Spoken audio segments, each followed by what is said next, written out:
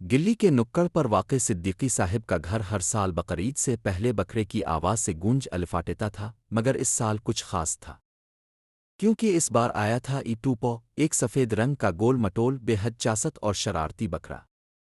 ٹوپو کے آتے ہی جیسے محلے میں تہلکہ مچ گیا۔ وہ کبھی چھت پر چڑھ جاتا، کبھی صحن کی قاشیاں چبا جاتا، کبھی کپڑوں کی رسی کاٹ دیتا اور کبھی بچوں کے پیچھے دوڑ لگا دیتا۔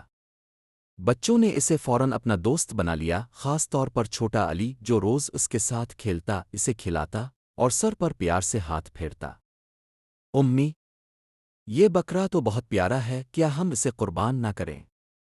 اکثر یہی سوال دہراتا۔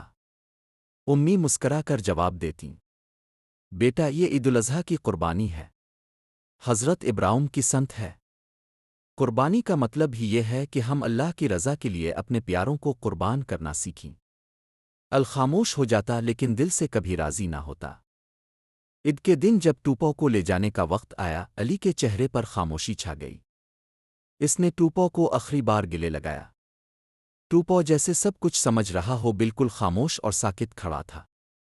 جب قصائی نے اللہ کا نام لے کر ٹوپو کو قربان کیا، محلے کی فضا میں خاموشی چھا گئی۔ علی کی آنکھوں سے آنسو رواں ہو گئے اور اس کے ساتھ ساتھ باقی بچوں کی بھی۔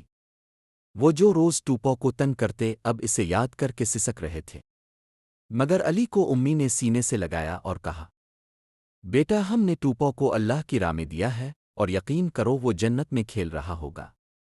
علی نے آسمان کی طرف دیکھا، آنکھیں بند کی اور دل ہی دل میں کہا، ٹوپو تم بہت یاد آؤ گے، مگر تم ہمارے ہیرو ہو، ہمارے دل میں ہمیشہ رہو گے۔